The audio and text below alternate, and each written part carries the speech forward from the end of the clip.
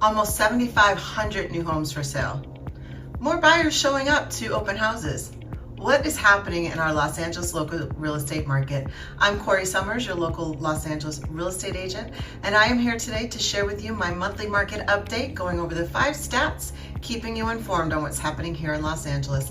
If you haven't taken a moment to subscribe to my YouTube channel yet, take the next few seconds to click the subscribe button and that bell for updates, and I'll be right back.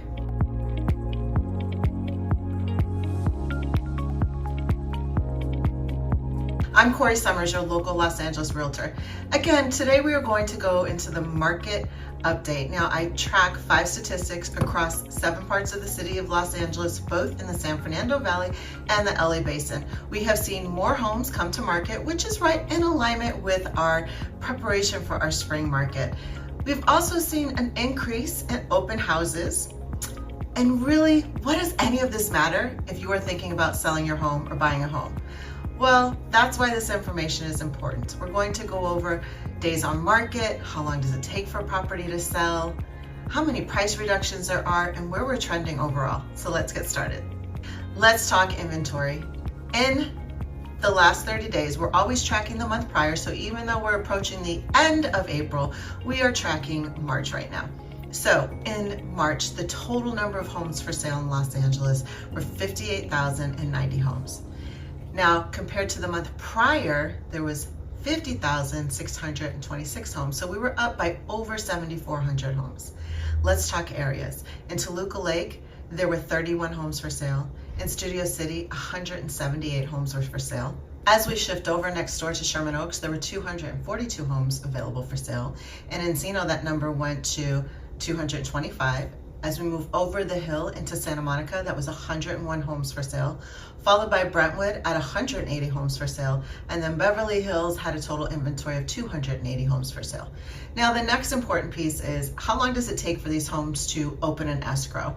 And so if we look at Toluca Lake, which mind you tends to have less inventory, it took 41 days for an escrow to open. When we looked at Studio City, surprisingly, that was also 41 days. So little over a month, not quite 2 months. As we shifted even further into Sherman Oaks, that was 39 days, which actually came down just a little bit. Encino was moving in the opposite direction at 61 days, so a little over 2 months.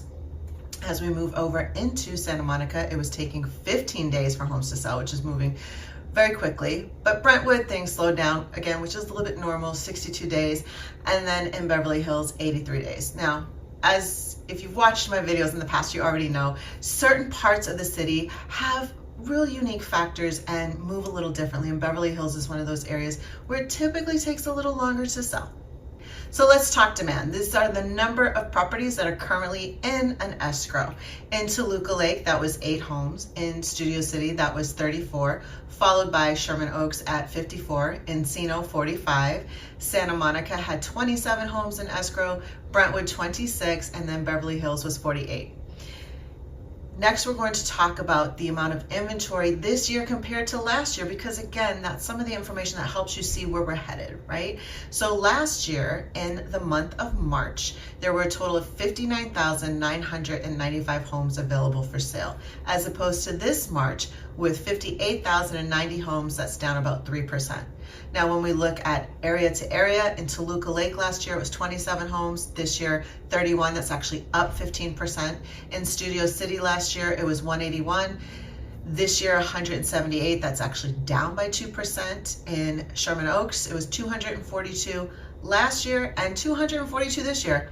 Flat. That's kind of surprising. In Encino, last year there were 242 homes. This year, 225. That's down 7%. Notice that was kind of interesting. Last year in the month of March, both Sherman Oaks and Encino had the same amount of property for sale.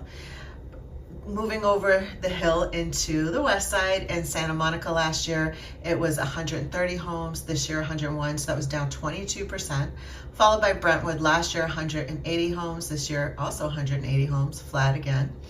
And then in Beverly Hills last year, there were 309 homes for sale, followed by this year, 280, down 9%.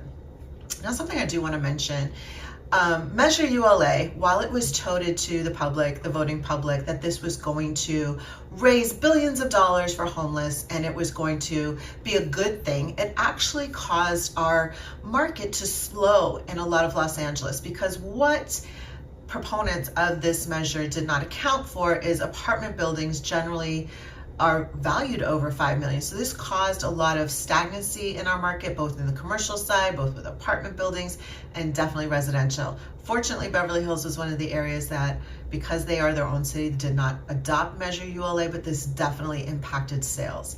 So let's go to one of the things that tells us where we're headed as far as not just inventory, but movement, and if there's ability to maybe negotiate, but also it really gives an indication on what's happening with pricing and market demand. So price reductions. When it comes to the last 30 days, the month of March of 2026 in Toluca Lake, there were 6 price reductions, which was 19% of inventory. In Studio City, there was 26 price reductions, which is 15% of inventory. Then in Sherman Oaks, there was 30 price reductions, which is 12% of inventory. And in Encino, there was 34 price reductions, which was 15% of inventory. In Santa Monica, 7 price reductions, which was only 7% of inventory.